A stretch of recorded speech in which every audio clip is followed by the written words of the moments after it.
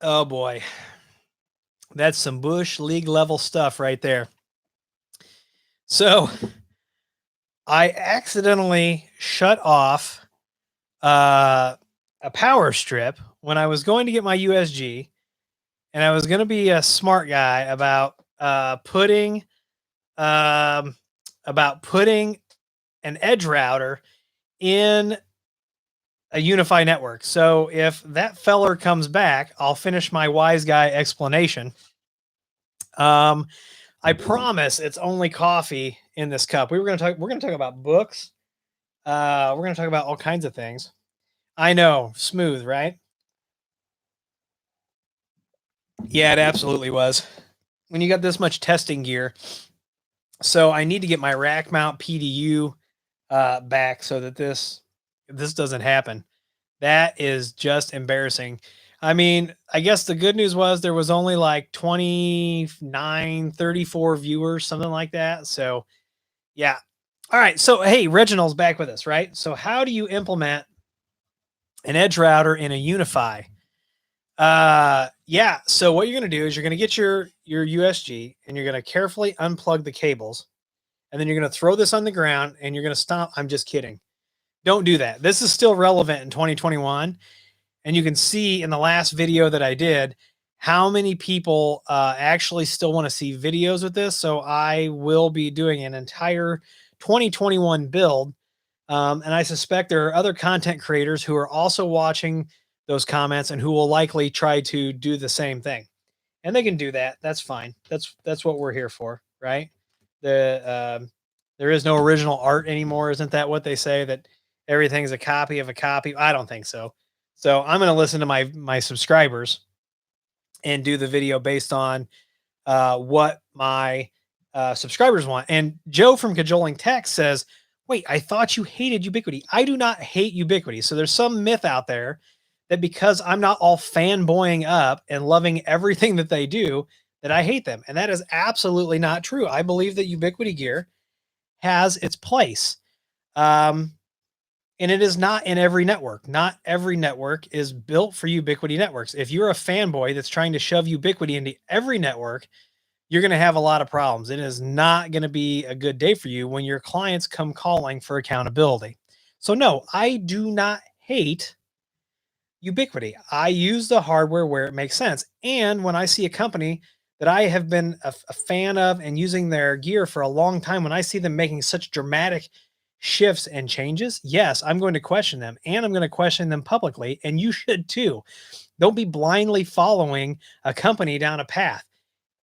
That's insane right there. When people fanboy out and they think the company can do no wrong, what are you, a big stockholder or something? So, I mean, let's talk about that.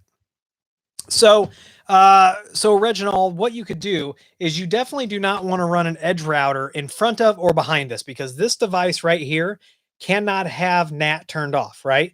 So WAN is always going to NAT to LAN, which is going to cause you're going to have issues there, right? So if you want a one-to-one NAT, you're going to want to run just a pure edge router in front.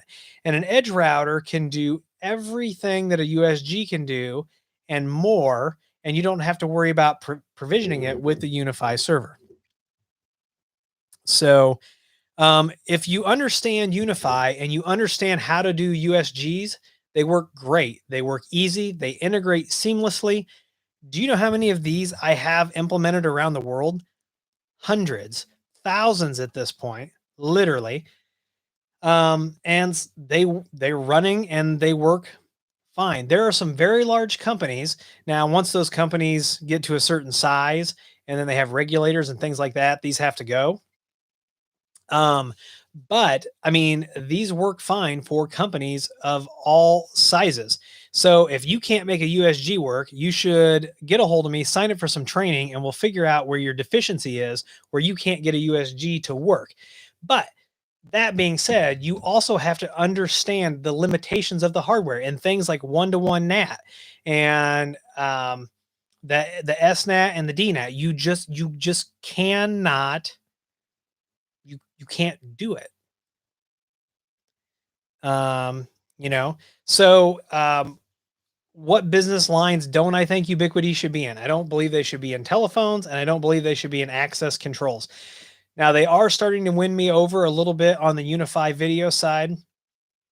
I'm still not sold and going back after the way they treated video customers. So I'll likely keep testing it, and I do have customers that have it and we do work on it. But am I going to go to that as my go-to for an installation? Not right now. But yeah, they shouldn't be in access control and they shouldn't be in phones. And that's my opinion. So we'll have to see. All right, back to the comments.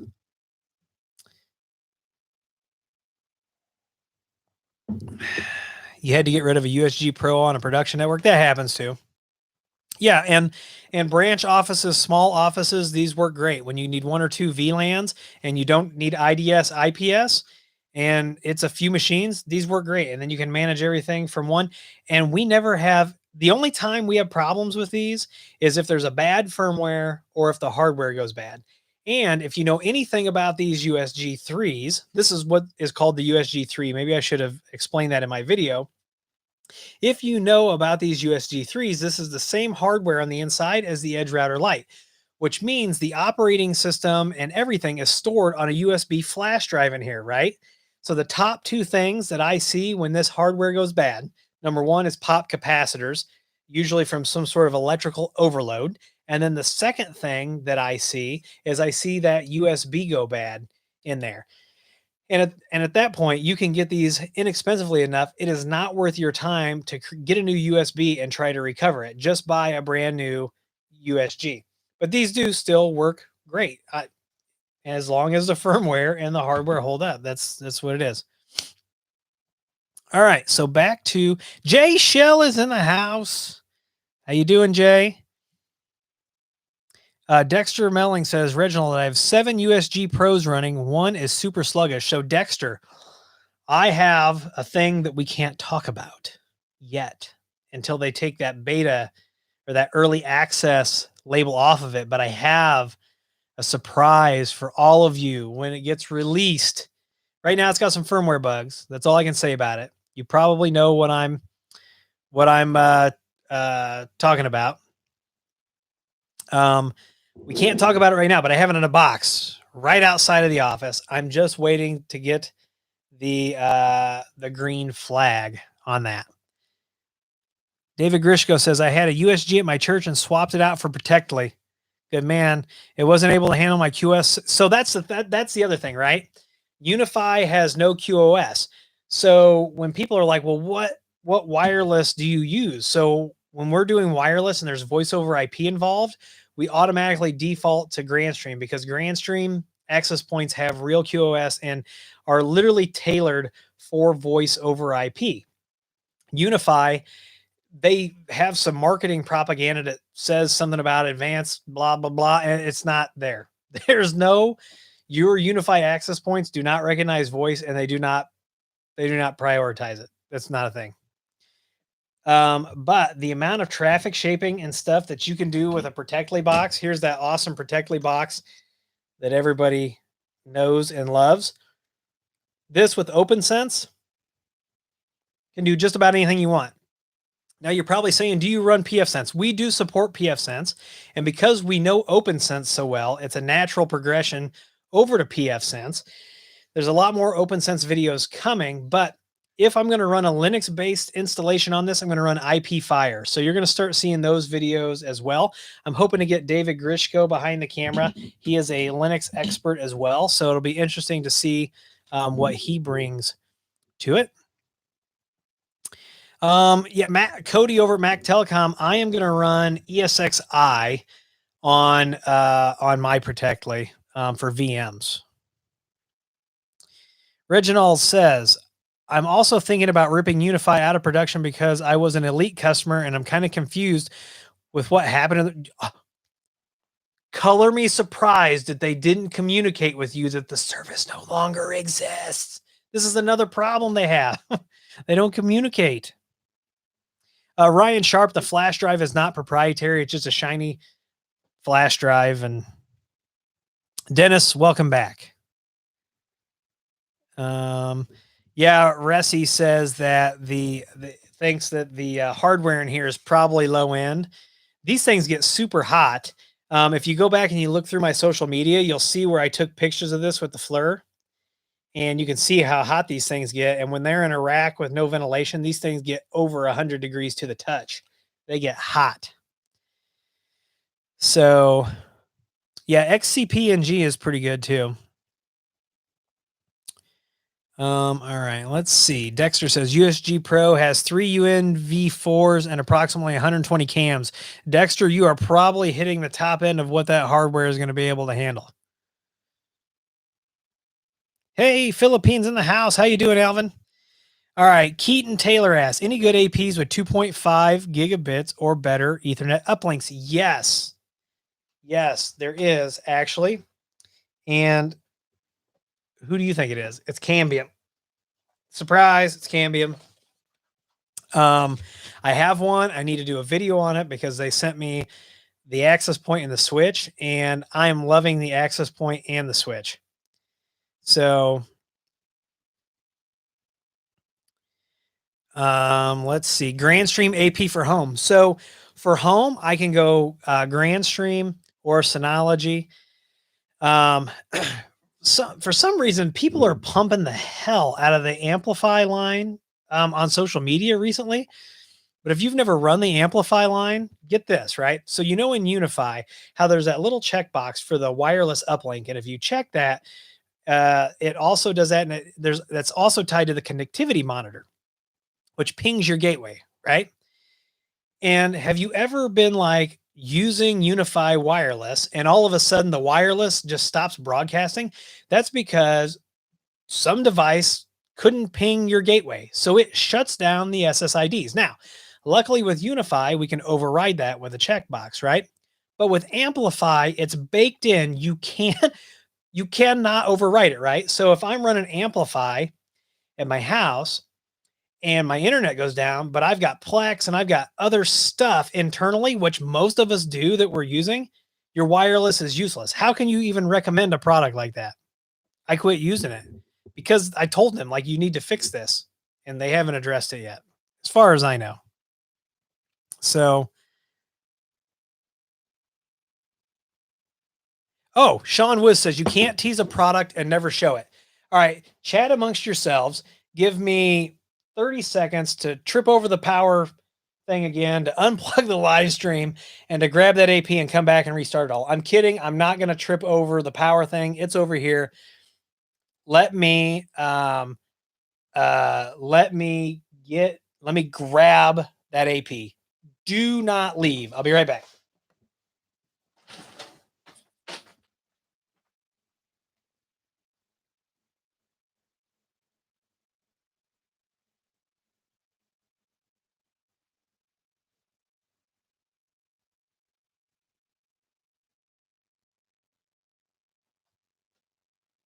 All right.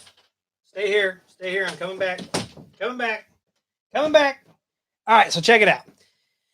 So I've got a few I have a few Wi-Fi 6 access points. Actually, I have like 6 or 7. And I've been testing them.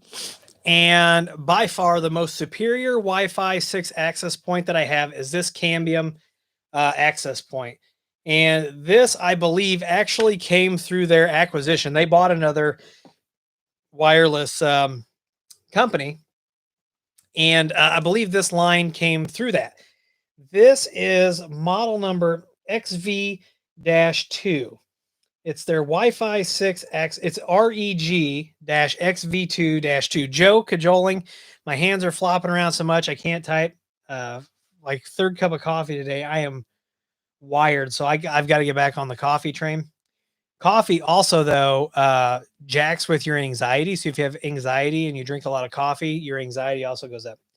But this is the REG-XV2-2. And this does have a 2.5 gig network port. Can you see that there? There it is. PoE, 2.5 gig port. You got some USB stuff going over there. And this is the and I don't It's not okay. So when you look at the world of IT, let's talk. First of all, let's talk about how Ubiquity's screwing its resellers. Okay, if you buy Ubiquity gear from a reseller, you get a 1-year warranty. If you order it directly from Ubiquity, you get a 2-year warranty. What is the incentive for resale? I mean, does Ubiquity just want to be like an island? Cody, how do you justify this to your clients when you're telling clients that a company acts like this towards its resellers and its integrators? I can't justify it. Anyway, so Cambium, Reginald, don't feel bad. So Cambium is a bunch of ex Motorola engineers, and if you look up the cambium of a tree, it's kind of neat because the cambium of a tree is like the part of the tree where all the stuff happens up and down the tree, right? So cambium networks. Anyway, um, this is not going to run at your Ubiquity price point. And do you want to know why it doesn't run at at your Ubiquity price point? Because one, this has a 5-year warranty. It's an indoor AP, has a 5-year warranty. The second thing, if you have problems with this, you can literally pick up the phone, dial a real phone number, and talk to Cambium Networks on the phone and get support. Okay. Cambium Networks, if you're depending on the install that you're doing, they will fly an engineer on site to make sure that it's done correctly. They're a totally different class of company, and their stock is starting to go up, up, up, up, up. And I wish I'd have got in when it was like $18 a share. I don't own any stock. Just they sent me this. Now there are no monthly fees. There are no yearly fees with the Cambium stuff, and it's just solid gear. It's just solid gear. And let me tell you a little bit more about Cambium, right? So I have a client who is a restaurant. They own several restaurant chains, and Asian cuisine is their specialty. And they have several hundred stores across the United States and Hawaii. And they were doing Ubiquity. That's how they found me. They were doing Ubiquity. They started having problems and everything. And so I was like, you know what? Let me reach out to my folks at Cambium, right? So I reached out to my folks at Cambium and I said, look, I've got this hospitality group, this restaurant group, and they are interested in looking at something besides Ubiquity. And do you know what Cambium did? Cambium completely outfitted. Now, Cambium doesn't have enterprise routers, so we usually use a Protectly with OpenSense. But what they did was they completely outfitted a single store, 5 APs and a switch, which is a couple $1,000s worth of gear at no charge. And do you know what's happening now? That customer has 800 plus locations from coast to coast and Hawaii. 800 plus locations, and they are slowly but surely ripping Ubiquity out of every location and replacing it with Cambium. They're not doing voice over IP. They don't have anything to do with voice. They have some tablets, and they provide public Wi-Fi to their customers. They're tired of the firmware problems. They're tired of not getting support. Now they love paying me, and I love that they love paying me.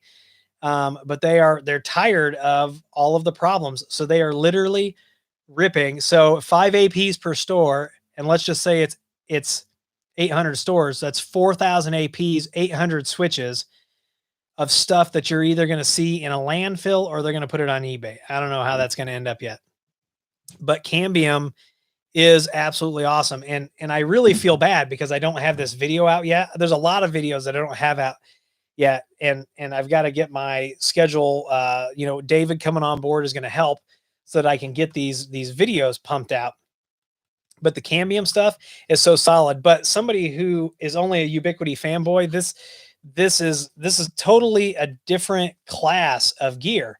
And you need to understand more about Wi-Fi than what Unify is telling you to do this, to deploy this. There's a saying with this, right? Like when you get into it with Ubiquity because it's cheap. When you want to play with the big boys, you go to Cambium.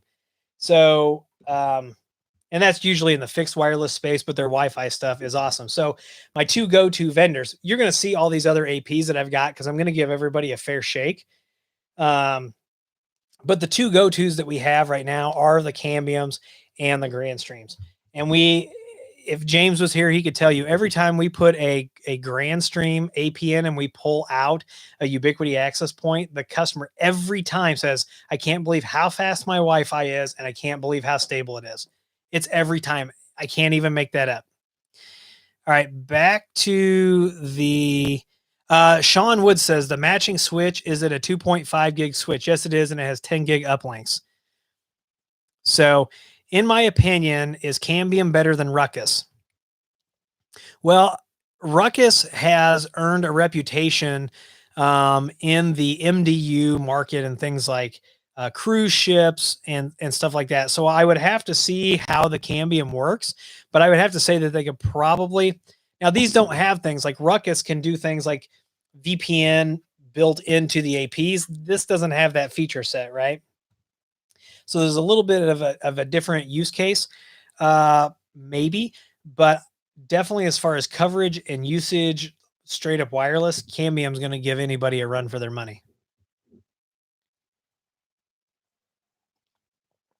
Yeah, Meraki APs are a brick. I've got a Meraki gateway sitting over there that we're going to install OpenWRT on that somebody sent me. In your opinion, is the Cambium better from a performance? Yes, I do. I do believe that Cambium is better from a performance standpoint. And you know what, though? That's really asinine for me to say it that way. It's also going to depend on who installs it, because we've got a lot of people installing wireless, and I get a lot of calls because a lot of experts install Wi-Fi, and now we've got problems. And I'm not making a jab at end users because it's not end users. End users know. So like a company knows that they need help when they call us if they're doing it themselves. And I've never run into a company that didn't know that they needed the help when they reached out. The ones that I see is when we have like professionals in the field who are installing wireless and they don't have a clue and they cause problems, and then we get involved. And I will tell you that I get calls from customers who have Cambium installations. And the very first thing that I do because they get a hold of me and they're like, look, this thing is up, right? So the very first thing I do is I get on the horn to Cambium. I get Cambium involved. We get the customer fixed. Cambium is awesome like that. So Grandstream does have a Wi-Fi 6 AP coming out. You will see a video on the channel as soon as that hits. You're also going to see the GWN 7630. So if you're watching this live stream now or you're watching it later before that video comes out, you're going to know that's my favorite access point. That's like my go-to for SMB at this point. It is a great access point, that and the Cambium. The Cambium is a little bit more in depth on some things. The Grandstream, I'm a Grandstream certified professional on the networking side. I'm a Grandstream certified expert and trainer on the voice side. So I might be a little bit biased here, but the Grandstream network gear, it just works. And with the Grandstream network gear, the advantage that we have there is there's about like 5 different controller options for your APs, and it's absolutely awesome. So, and when their switches come out, and I can talk about this because they're not out, we just know they're coming out. Their router, their switches, and their APs are all going to run together. You're going to have that single pane of glass, and then you pair it with a Grandstream phone system. It's a slam dunk. Now I've got a turnkey product on a pallet on its way to the customer, an entire network. The only thing I have to do is pair it up with a Synology or pair it up with a QNAP. It's a slam dunk. It's a turnkey network on a pallet, and we're done. Back to the comments. Let's see. Ryan Sharp, you did send me some pictures of your USG cooling. Does Cambium have a WLC like Unify? So the only thing that so WLC takes me back to Cisco. So before I got into Ubiquity, before I got into Cambium, I was on the Cisco track. I had a lot of Cisco certifications. I was heading down that path I was actually planning on becoming a CCIE. I could probably go sit and pass the CCIE route and switch. I don't even know if they call it that anymore, but I could probably go past the written right now. The practical is probably a little bit different. A friend of mine went to take it, and he walked in. The proctor for the exam sitting there reading a newspaper. My friend sits down at the console. Hardware's throwing errors. My friend goes, "Hey, this hardware, it's throwing errors." Proctor goes, "Yeah, it is, isn't it?" So it's a whole different ball game when you're at that level. But we used to run the Cisco WLCs, the wireless LAN controller. So there is an on-prem Cambium controller, and you can manage not only the CN pilots, which is the Wi-Fi side of it, you can also manage the CN matrix, which is the switching side. Joseph Johnson says, I'm a net engineer in Washington State for a tribal government. We use Ruckus across 70 sites. Think Cambium would do the free site demo? Absolutely. Joseph, hit me up. Go to my site, fill out the contact form, or send me an email. Joseph, I will get you in touch with Cambium, and we will get them to outfit a site for you. So, and then you can give a real life testimonial. Yeah, Grandstream. If they ever, I'm telling you right now, if Grandstream ever goes publicly traded, I will not miss the IPO on that. So, all right. Nelson asks, thank you for your videos. Question, is the Ubiquity Edge Router 4 a good replacement for the Verizon Fios router if you want to have a wired network? So it depends. So I've seen Fios a couple different ways. I've seen Fios where they could put the Verizon box in bridge mode and actually hand off our IP addresses to the edge router. Most of the time, that's not the case. So then what you're going to end up with is a double NAT situation, and I'd rather just not deal with it. So if you're Verizon, if you're in that part of the country where they'll let you have pass through, absolutely put an edge router 4 in. You're going to be light years ahead of that the Verizon box. But if they don't mess with double NAT. It's just not worth it. Let's see. Cajoling asks, hey, for small businesses, what do you recommend for hosting the Unify controller if Hostify is too pricey? So I would suggest getting a Cloud Key or Cloud Key Gen 2 and just have it on-prem, Joe. Yeah, David Grishko, the CCIE is definitely an intimidating exam. The practical part of it. Now, this was several years ago, and Cisco realizes how much money is in certifications, right? So they play this shell game. They're like Microsoft. They expire these certs, and here's the thing, right? You got people who will tell you that certs or they only get you the job or the interview, and they only get you past HR. It's not true. So every certification exam that I've ever studied for, I have learned something that I didn't know and that I likely couldn't learn somewhere else. Like when I became a Juniper certified, I was Juniper certified for Junos. I was also Juniper certified for their switches, enterprise switching. And I learned so much from working through the labs and from reading the study material. You also understand how that company wants you to do things, right? So if you are deploying Juniper gear, if you're deploying whatever gear and you have gone through the certification, you're going to do it. If you get hit by a bus, this is how you should be doing things. And this is, I will stand behind this opinion until I am no longer of this earth. If you deploy networks and stuff and you think you're going to hoard this information and you're going to be the only one who works on this, that is a worthless attitude. You should not do that, because when we see people who do that, do you know what we do? We burn the network to the ground, we build it back up, and we document it. And then we hand the documentation off. And guess what? Now the client can hire anybody they want. And when clients are pissed off, they tell people. And if you think you're going to hold that information about the way you deploy things close to your chest, we do things in a very, very strategic way. If you ever go into a network that we've set up, you'll understand how we deploy VLANs. You'll understand how we deploy voice networks. It's not necessarily it is kind of cookie cutter, but we do it because it saves time, it saves money, it saves troubleshooting, it's well documented. So don't try to be that asshole that holds this stuff close, because it doesn't. Not being a team player does not make you valuable at all. So sorry I got off on the tangent there, but I have real strong feelings about some of those things.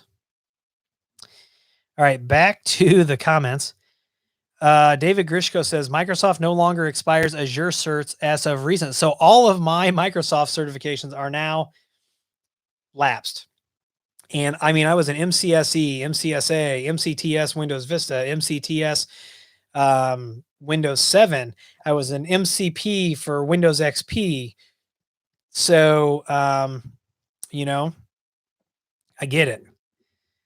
Here we go. Greg M says there is no longer a routing and switching CCIE. The equivalent is now the CCIE Core and Enterprise.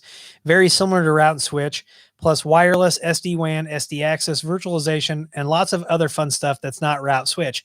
That's pretty cool. So Ryan says you must need a whole resume page for certifications. How many do you have? So active certifications, I have a VCP. I have my Grandstream certifications. I'd have to look. I was Apple certified. I had a lot of certifications. I'm Ubiquity certified, Microsoft certified, Cisco certified. I got my CompTIA A+, Net Plus, Security Plus. I had the CompTIA Green IT when that was a thing, when virtualization was first like hitting the mainstream and was hot. So I don't know what you're talking about, Joe from Cajoling, about me talking about this stuff more often. You didn't realize that I knew this stuff.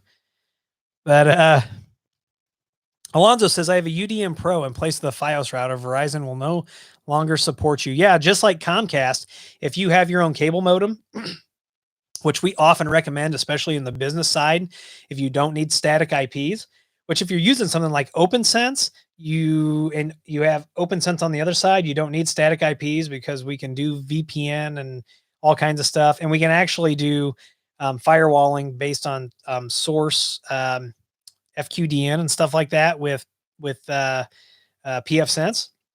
and OpenSense. Where was I going with this? Oh yeah. So if you're on Comcast Business and you install your own, the very first thing when you call, they blame you. They blame your cable modem, blah, blah, blah.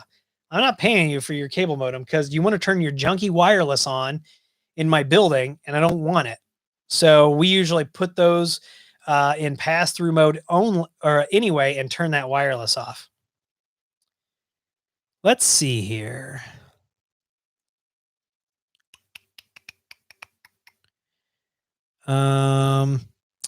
Tony from QuickText says, I even give residential customers network information sheets. I tell them if I get hit by a bus tomorrow, and that's exactly, Tony, you and I use the same line. I use that in my day job. I use that in my consulting, everything. James and I have developed this spreadsheet, and when somebody wants a phone system from us, we send them this spreadsheet. Oh, sorry about that. We send them this spreadsheet and we say, here's all the information we need to collect from you. So we take that and we translate it into a phone system deployment. It's standard. Somebody can come in and all of the tabs are labeled. All of the information is there.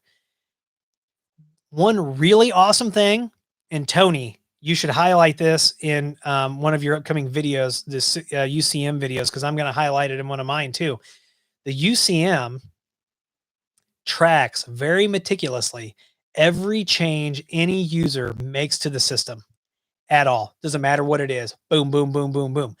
We've had clients who said that they didn't make changes to the phone system, and we log in. The very first thing we do is we look at that log and we can see the user logged in, made a change. So, and we also deploy things in a very standard way because they've been time tested, and we know that if they get deployed the way that we set them up, that it should go off without a hitch. Now, every deployment does not go off without a hitch, no matter how well things are planned. Sometimes you get sidetracked.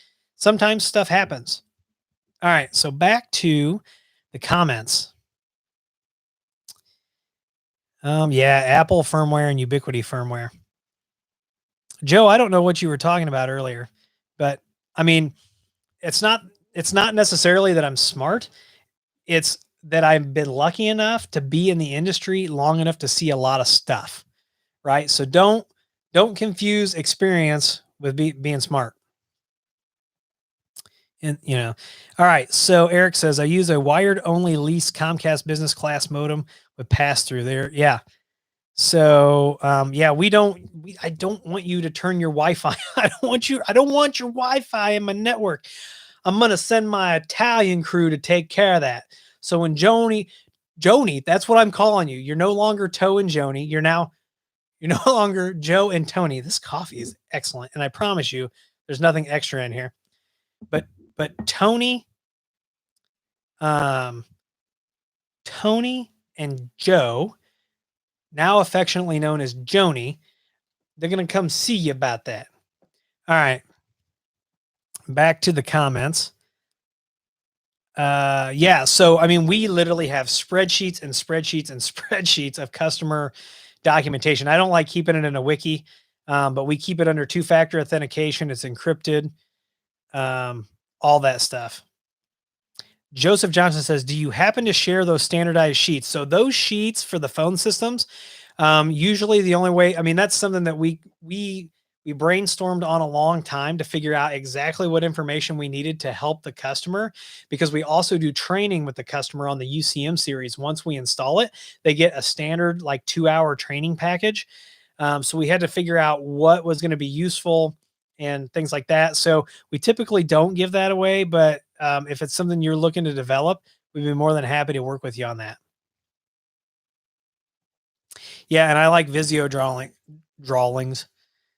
I like Visio drawings too. All right, so we were talking about reading books earlier, and you want to know what I'm reading? I've got 4 books that I'm currently, well, one of them I'm done with, and we'll start with that one first. So I am obsessed with customer service. I'm also obsessed with becoming a better leader all the time. Always watching what other leaders are doing, how to lead, like there's a picture out there. It shows a leader and it shows like a boss, right? So a boss is like sitting on top of the pyramid as people are pulling it, but a leader is down helping the people, right? And one of the best books that I have read now, despite how you may feel about Disney management and some of the things that they've done, Disney has some awesome people, and Lee Cockerell is a guy that is worth following. And so this one book that I really like is called Creating Magic: 10 Common Sense Leadership Strategies from a Life at Disney. And Lee has several books. I can recommend this book without equivocation. Um, and it's a great book. So you should check it out. And I'm going to reread it again. I read this last year. I'm going to sit down. I'm going to power through it again. It's a great book. If you're looking to bone up on your leadership skills, and a lot of times I see like leaders forget where they come from and they forget to get in the weeds, or they think they're too good to get in the weeds. You need to be like Robert De Niro in Casino when he goes into the kitchen, and Joni knows exactly what I'm talking about. These Italian guys.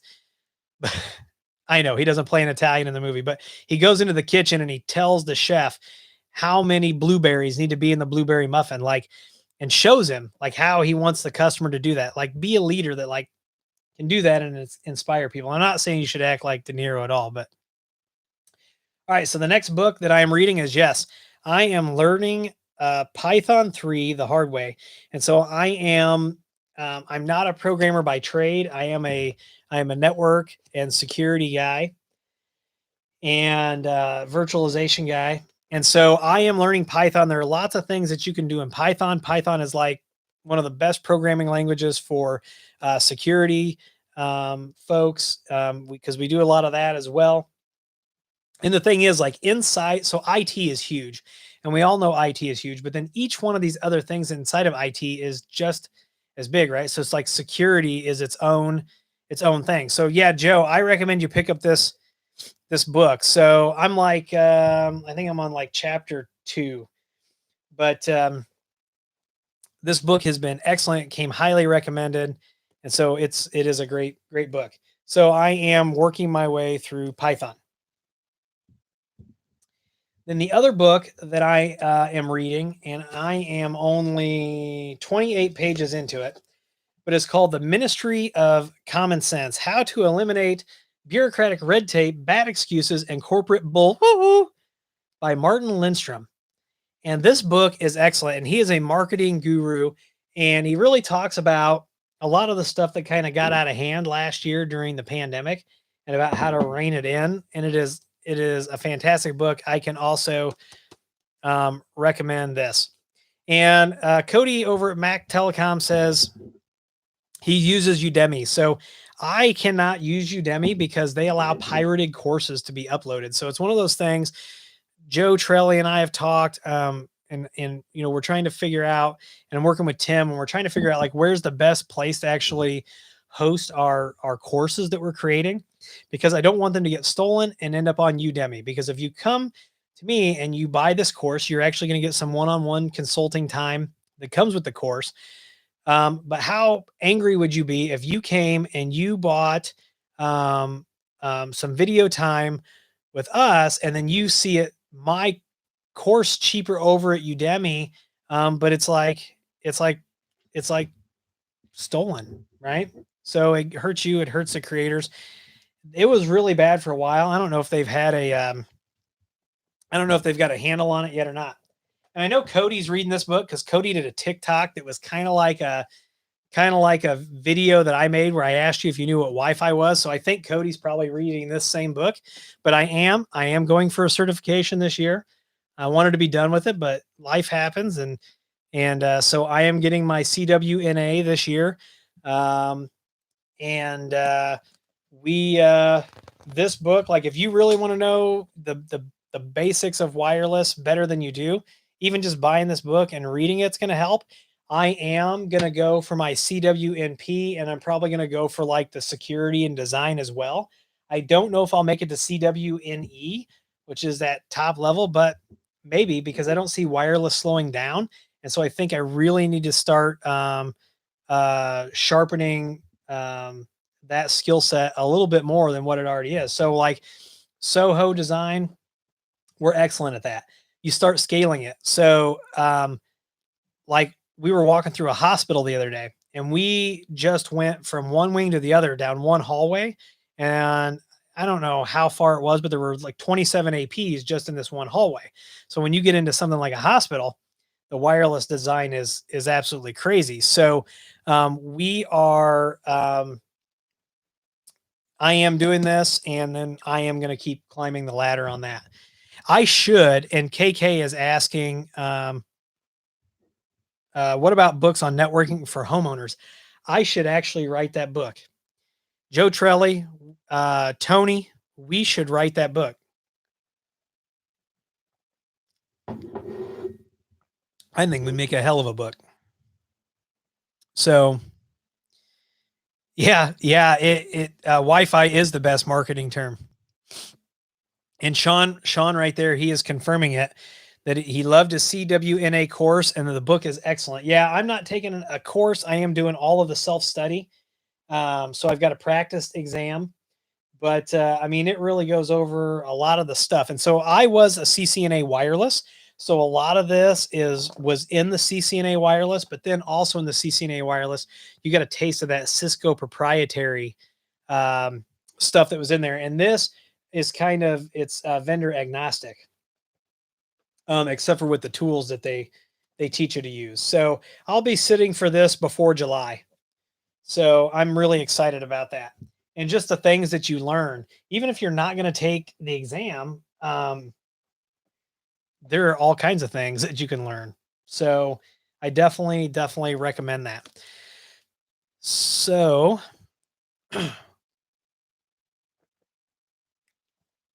Sean says, I would say don't read that book while tired and reviewing the RF mathematics. Hey, Dominican Republic in the house. Yes. So if you have ever tried to figure out EIRP, I don't even know if I said that right. But there is. So when you get into Wi-Fi, there is a lot of math. And so like as an example, and they tell you in the book, like, hey, you're not going to be like over tested on this. but there's a whole chapter on RF mathematics and measurements. Now, the Ubiquity certification gives you some of this. Like they explain to you what a watt is, what a milliwatt is, decibels, what a decibel is. But then they teach you, let's see. Oh, they taught you, they teach you about how to calculate free space loss. It tells you, let's see, like there's math in here, like how do you get your effective antenna gain? Talks about dBm. I mean, yeah. So when you start like getting into like the stuff with the charts and stuff, that's where a lot of people get lost because there's a lot of math. The signal to noise ratio. They talk about just everything that you want to know. EIRP, equivalent isotropically radiated power, which is something that limits are based on. But I want to see in here, one thing I haven't looked at yet is to see A, B, C, D, E, F, G, Fresnel zone. This is one thing that a lot of people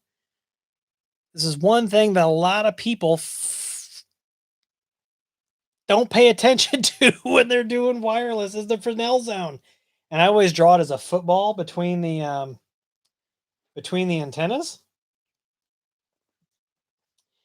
Okay, so this is the Fresnel zone, right? So if a wireless vendor tells you that you only have to have good line of sight, call me, because you got to have more than good line of sight. You also need to have the Fresnel zone can screw up your link as well.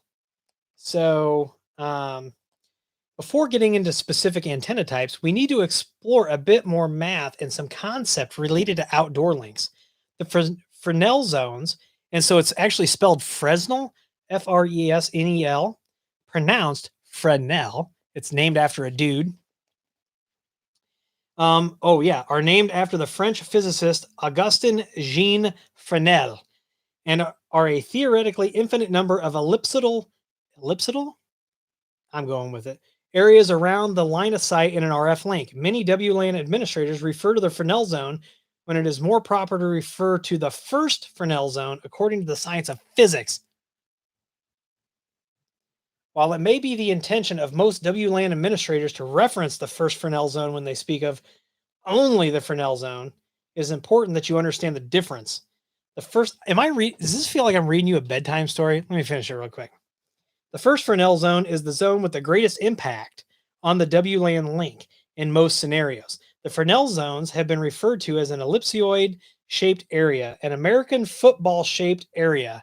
And that's how my RF guy that taught me RF explained it to me, was a football.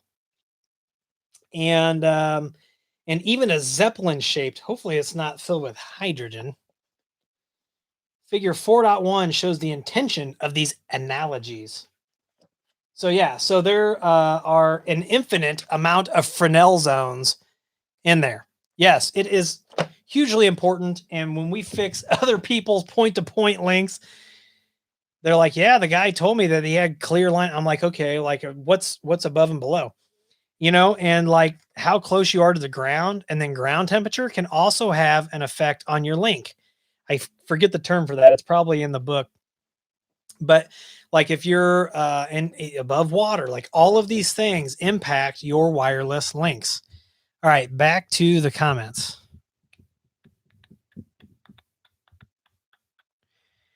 The Aruba Pro Wi-Fi cert is heavy into the spec. I might have to check that out, but I think the CWNP is going to be my course.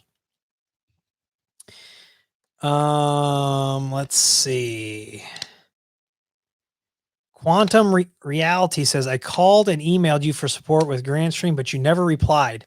So I may not have got your email. So Quantum Reality? No, you're not a realtor. Reality. Go ahead and go to williehow.com and fill out the contact form, and I will get back to you tonight if you do it tonight. I promise. And it says on my voicemail to go there and fill out the contact form, because during the day, other people answer that contact form and I only get to the messages and stuff in the evening. So the voicemail, I believe, is very clear about going to the website and filling out that form. You can leave a message, but it doesn't get checked as often. That the I think that the voicemail also says that. Now you've got me freaking out, wondering what my voicemail says. So I'm gonna have to check that after this. So which book? So this is the CWNA 108. So this is the brand new exam. I got this as a Black Friday special. And it was on sale. And every year on Black Friday, I buy a new training. Well, I take that back. 2019, I didn't, but 2018, I bought the Linux. There was a Linux certification. Yeah. And so I've taken Linux certification exams as well. But 2019, we'd moved and I was still trying to like figure out what I was doing with all this. And so then 2020 is when I bought this. So this is the 108 first edition. I'm sure that they're going to find things wrong with it. They'll release the addendums and all that good stuff. All right.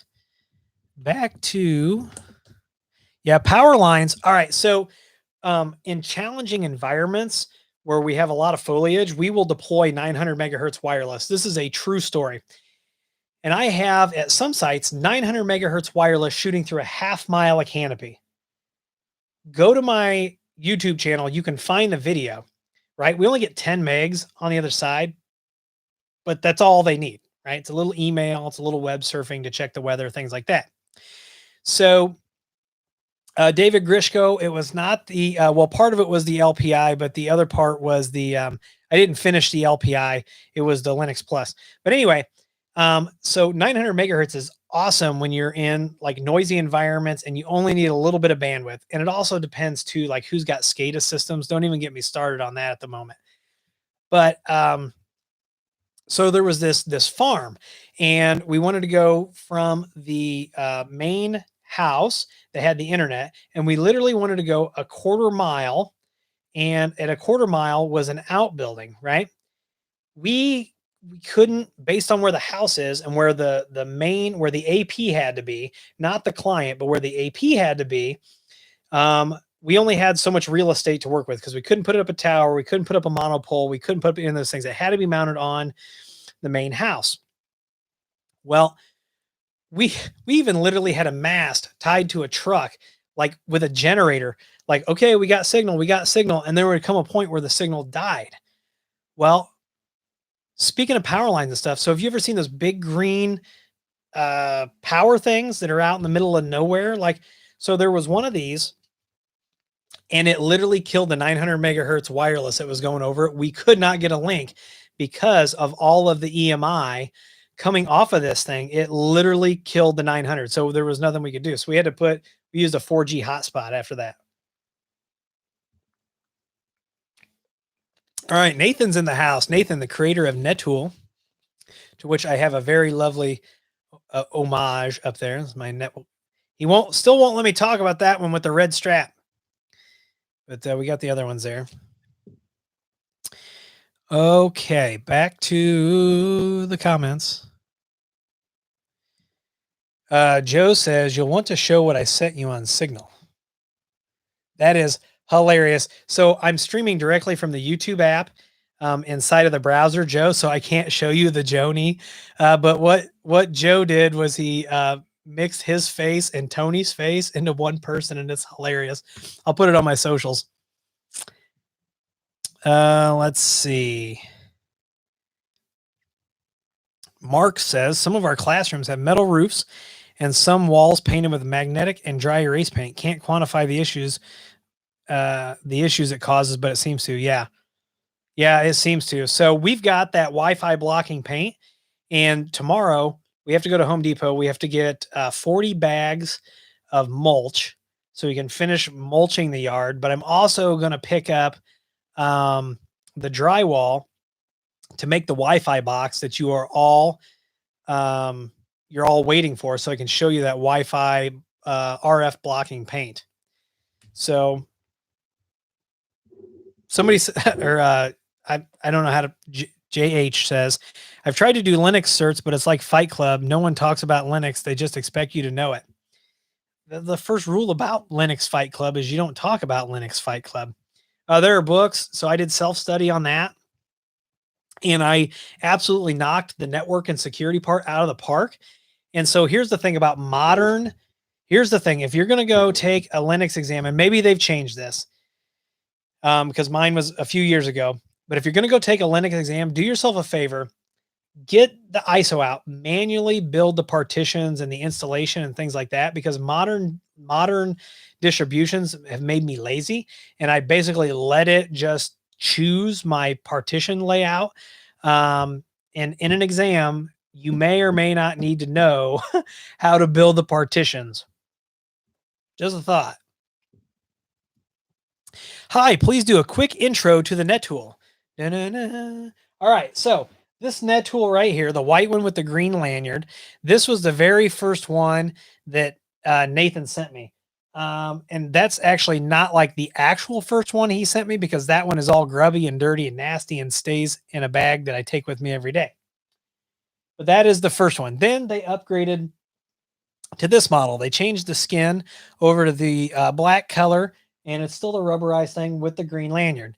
Then Nathan and I were scheming one night, and I told him that I needed some things, and he's still not going to let me talk about this. But there's a net tool right here. And Nathan, let me know in the comments, are you and I the only one that have these net tools with the red lanyard? And when can I talk about it? I'm under NDA. And I'm glad that he hasn't said you got to take it out of the shot, because I'm sure it probably brings up more questions than anything. But then you've got the Pro down here, which has all the network automation stuff. And we're building the cert class for the standard, and then we're going to move on to the Pro. So let's see. So Nathan says, yes, so this is a limited edition net tool that I can't tell you about right now, but there are only 2 of them in existence. And this one is on the wall. It's not worth any money, so don't think that. I mean, it's worth what it is to me and Nathan, but there are only 2 of those that exist, and hopefully the rest of them come to. It's weird doing this backwards in the camera. Okay, so let's see here. Back to Resi says that's why real Linux gurus use Slackware. Yeah, Resi sounds like you belong over on the pfSense forum or on the pfSense team. That's a little bit of an elitist attitude, and that's what drives people away from stuff. So have fun with your Slackware and your Arch Linux and all that.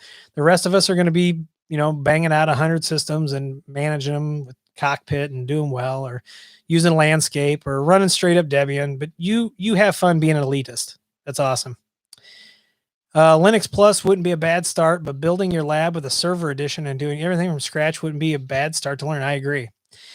Yomero says, Yomero Soy. Joe, what somebody is Yomero Soy? Is that your real name? Anyway, if it is, welcome. What's the deal with Ubiquity? Are they still worth me trusting them on my network? Yeah, I think they are. Just don't use their cloud connected stuff, because why would you? But yeah, you can still trust Ubiquity, I think. Sean says building and learning on how to install and configure a LAMP server will teach you a lot of the basics. Absolutely. Sean says, we are taking that Cisco ISR. Care to speak on it? Cisco ISR integrated services router is down here below my desk, and it is alive and well. Yeah, and Unky Joe recently did a video on his Ubiquity stack, and I commented on there today. I thought he had given up on Ubiquity, but he's still running Ubiquity. So I really thought he had given up on it. I tried the Linux Plus, but couldn't really find. Yeah, so there's actually there should be an official Linux Plus study guide, certification book. You ever get to testing the Omada? So there's going to be Omada videos coming this week, Cody. They're coming. Okay, Yomiro Soy. I kind of wondered if that was a pen name. What does that translate to? Is that a Is that something in Spanish? I don't know. Unky Joe in the house. Let's see. Quantum Reality says, Willie Howe, have you used a Lightbeam AC Gen 2? Yes. Yes, we use those, and we have customers that use those. Oh, Unky Joe says he gave up on it for clients. So I understand how that can happen. I can absolutely understand how that can happen. But man, we have had a ball tonight. It's been great. I've got some stuff I got to catch up on. It's 9:30. I want to thank you all for being here. If you need to reach out, make sure you go down to williehowe.com, fill out that contact form. Yomero Soy literally means I'm the one. Excellent. Excellent. Awesome. So, here we go. Questions. Don't log off yet. Here's questions. I'm thinking about purchasing a Ubiquity router. Do you have any recommendations? I want to purchase one for home in order to separate guest Wi-Fi, home Wi-Fi, network, and separate Wi-Fi for my IoT. So you actually don't need a Ubiquity router to do that. You can do that a lot of times inside of your AP. So you could, have that. But all right, that was the last question. I want to thank you all for being here. I've got stuff to do. I got a meeting in the morning, then I got to go to Home Depot, and I got to do all that good stuff. And I want to thank you all for being here with me. If you need to reach me, go to williehowe.com, fill out that contact form. Everybody have a great evening. Stay safe. And as always, I'll see you in the next video as I awkwardly look for the end button.